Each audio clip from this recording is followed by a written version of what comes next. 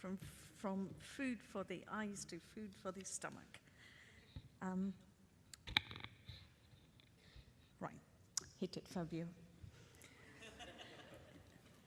This is how Craig summed me up recently. I love it that you're an olive oil producer and represent a uniquely New Zealand and global mix, an entrepreneur that brings together the best of your world, the world and New Zealand, the new Kiwiana. In fact, I see myself as an Indo-Pacifica Kiwi. I recently revisited San Francisco and tasted exceptional Indian food, so fresh, regional, and wholesome that we had 3 meals from this one restaurant.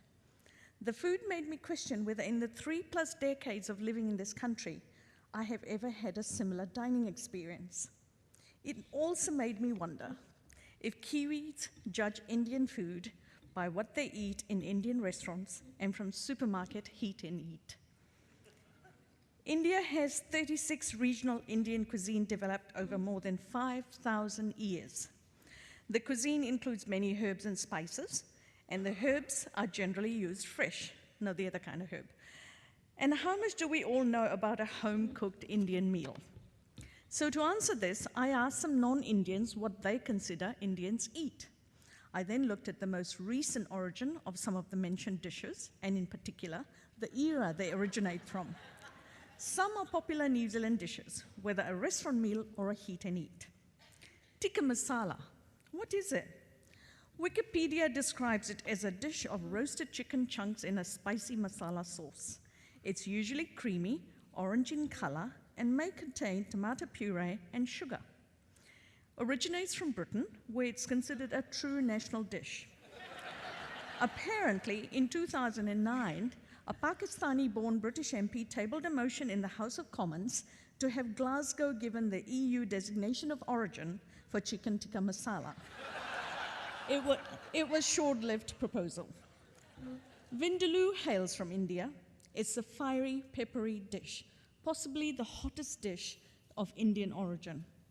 It's an Anglo-Indian Goan dish. As a result of Portuguese influence of garlic and wine, dating back to the 1500s, except the wine was substituted with palm vinegar, and nowadays it's plain vinegar and sugar, if that. In the 80s, I witnessed many men impress their fellow men by eating the hottest vindaloo, which generally included large quantities of powdered chili. Some vindaloos are served with potatoes, either as a bulking agent or a misunderstanding arising from the word Aaloo, meaning potato in Hindi.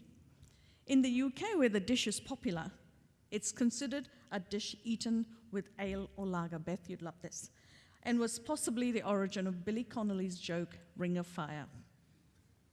A 90s child, the Balti, is a type of curry served in thin pressed steel bowls, and before arriving here, was served in many British restaurants.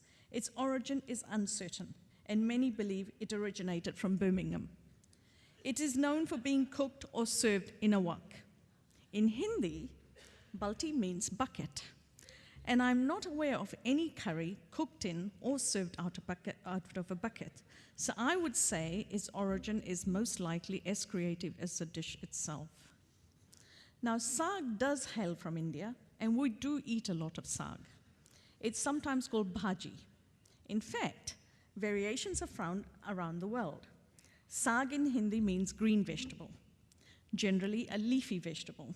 The range includes mustard leaves, spinach, Indian spinach, fenugreek leaves, and sometimes lamb is included. But that would make it a saag gosht. Restaurant versions may contain cubes of paneer likened to skim milk pellets, and I have no idea why some look like freshly deposited cow pet, because they don't have to. Butter chicken originated as murg makhani from Punjab, where yogurt marinated chicken is cooked in a tandoor and then into a sauce made from homemade ghee, ginger, garlic, coriander, cumin, and then the chicken is added. The sweet orange dish that we see here hails from the UK. And khichdi, a familiar term to us, is actually khichdi and never seen in restaurants here. Its origin is old. It's a tasty, mild blend of rice, lentil, ghee, herbs, and mild spices, an easy-to-digest, highly nutritious meal. In puree form, it is sometimes given to babies as their first solids, but it is not to be confused with the Anglo-Indian version, khichdi, refined by the British after their stint in India and introduced as a breakfast dish in Victorian times, a time known for showing fashionable Anglo-Indian cuisine. A good khichdi has cream, smoked fish, eggs, light spices, and herbs, and I cannot point to a finer example than our very own Nikau khichdi. So you see, we do not eat the same food at home. Most homes do not have tandoors. Not all Indian food should have a brown look to it. Sugar, tomato puree, and large quantities of cooked down onions found in heat and eats are not part of our diet. Indians have eaten micro-herbs and microgreens for centuries. The most common accompaniment in Indian food is a kachumber, a fresh, tangy salad, or an accompaniment that can be simply a raita, yogurt, mint or coriander chutney, and always all very fresh. Chili is not native to India.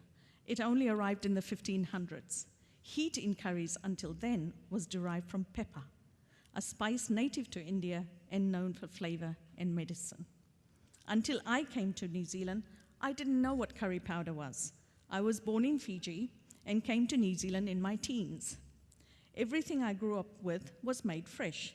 Shiny fresh fish needed to be gutted and scaled. Meat was home kill. Vegetable came from the garden or the Saturday market. I first saw a frozen chicken when I came to New Zealand. And to think that I once thought that I had a deprived start in life. The representations of Indians in Fiji gave us a well-rounded representation of Indian food, which I greatly value. I was brought up on homemade masala, and each Indian family has its own variation, and I have yet to see pigeon peas in any family recipe. I still make my own masala, a recipe that's been in my family for generations. Every spice has a nutritional contribution to make, and not all spices are included in all dishes. Fresh and wholesome is ingrained in me. So the earlier San Francisco menu reminded me of what I grew up with. It's my dream to see fresh and regionally inspired dishes on New Zealand menus, more Indian cuisine from the 36 cuisine regions, and more fusion food, taking advantage of what is available here.